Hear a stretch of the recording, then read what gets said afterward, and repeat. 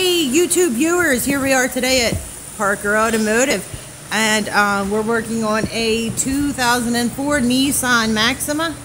And if you're following us, if you're following some of our videos, here is a motor side by side, and the mechanic, this is the one that came out, this is the one that's going in. The mechanic's prepping the one that's going in. And one thing I want to point out today is a lot of people are under the misunderstanding that you take a motor out and you put a motor back in. They don't realize all the prep work that needs to be done. Some parts need to be transferred, some parts come in broken or just cut off by the salvage yard who removes the motor from their car, and there is sometimes damage caused by that.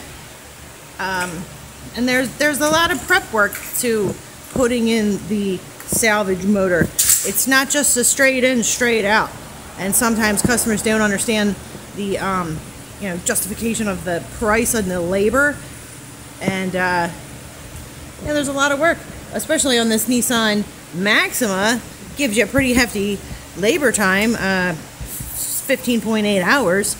And and that's just to pull out and put in. That's a straight in and out. That's not what I'm doing right now. I have to, you see all the lines that are broken, and then I'm going to have to figure out if the sensors are bad. Do I got to change them from the other car to this one? There's a lot more involved. Sometimes you get them in, and just like on here, it's cracked. I'm going to have to replace that. You'll see right here, this is a crossover tube, which comes from here, it goes over. This is a crossover from either head, and then there's another tube that goes here that's actually a splitter, which is the cooler for the transmission line. So I got to take all this off now. Since this is all bent in, it's crushed in, because when they put the when they lift these motors out, what they usually do is they'll use like a strap from like a car. They strap it on there and then they lift it out, or by forklift usually. And like you can see, this is all bent in. If you come over to the one that came out, which I took out, like you can see, this one's nice and even. It's not flexed or broken or anything else. Another thing is, the reason why there's a lot of wire on here is because I take the whole complete harness off so I don't break anything. And this is how it goes on the car.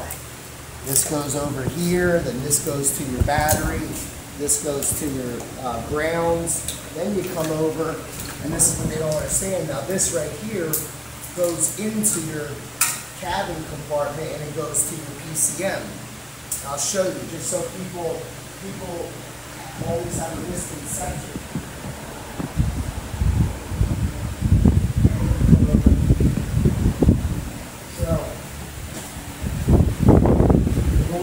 This motor out, technically you're supposed to disconnect the transmission, the cradle, and you just lower the whole thing out of the car. It makes it a little bit easier.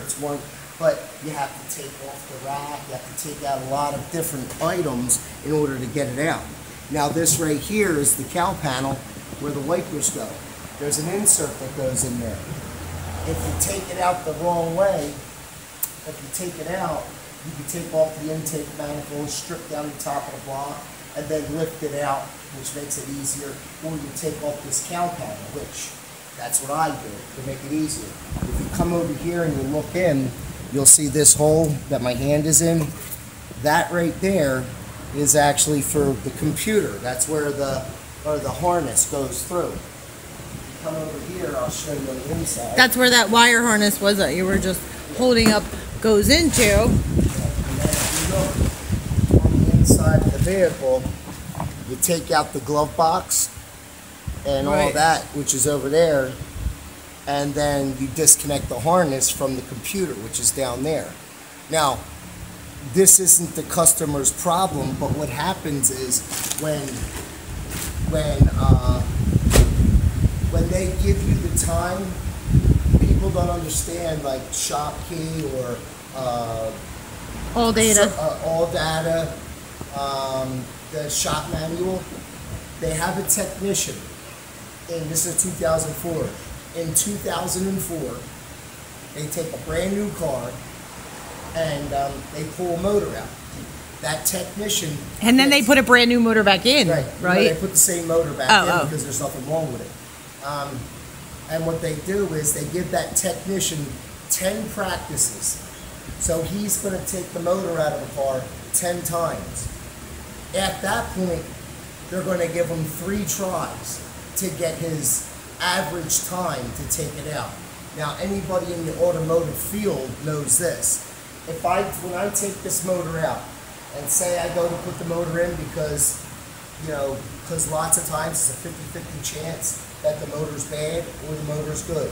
So when I go to pull this motor back out, it's not going to take me 11 and a half hours or 12 hours, 15 hours, whatever it calls for to pull it out. It's only going to take me, if it took me 15, it's only going to take me 12. If I have to pull it out again, it's only going to take me 10.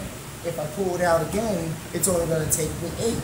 You see? So you're saying the more times you do it, the more experienced you get, and then the less time it takes you to because then you know the shortcuts. Right. You know the shortcut, you know the trick, you already got everything apart, you know what you actually have to take off and what you don't have to take off. So in that being said, so the customer and also the technician, they have to understand, like that's why when you take it to a dealer and they go and they do something on your car, yeah, it might take them 2 months, but they might have that car done really in about 8 hours. They're just holding it, trying to get as much money as they can from it. Wait, scratch, snitch that. All right, so back to work for you, Mr. Parker, because we gotta get this motor in today. So there was just a little touch. We'll have a couple more videos on this motor as we progress, and the technician has to say at the end of his video.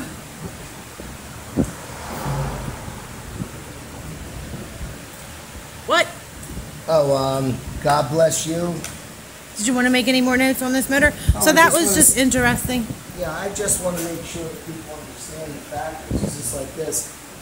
It's like a motor like this. In order for you to change out the harness on the top, you gotta take the intake manifold off. A lot of people don't realize the whole intensity of pulling these motors out and putting them back in. So hopefully they will after this video. So we actually, a little funny story, we called the customer in yesterday. What we're doing on this motor, because the customer is only paying so much in labor time, we're doing the best we can for him. We are very much going above and beyond of what the Call of Duty would call for. We are swapping out the oil pan on us for him, because the new motor, well, the motor that came out of his car had a new oil pan on it. The motor that's going into the car has a damaged oil pan. So we're going to do that as a courtesy. We're going to definitely do that as a courtesy. Oh yeah, and what they also don't realize is the motor that came out was a 4-speed motor. The motor that's going in is a 5-speed motor. So there's some slight differences that the mechanic has to transfer those parts as well, which we're eating in that labor time also. As a courtesy, because this is a returning customer with a lot of different vehicles and stuff. And well, we would do it returning or not returning, brand new or not. This is how we operate. We do it right. But so we did call in the customer to go over some things and some random gaskets and stuff that we would need to make the transfers.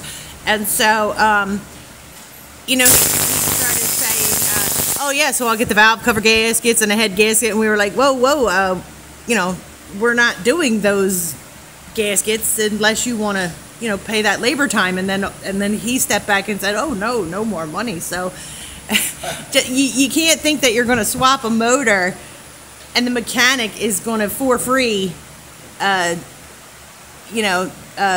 would you call rebuild that motor for you. You pay for what you get. So think about that when you're installing a motor. Or when you're going to your mechanic or your guy, always remember there's a whole bunch behind the scenes. Oh wait, I just closed the cover. I didn't stop it. Sorry, people.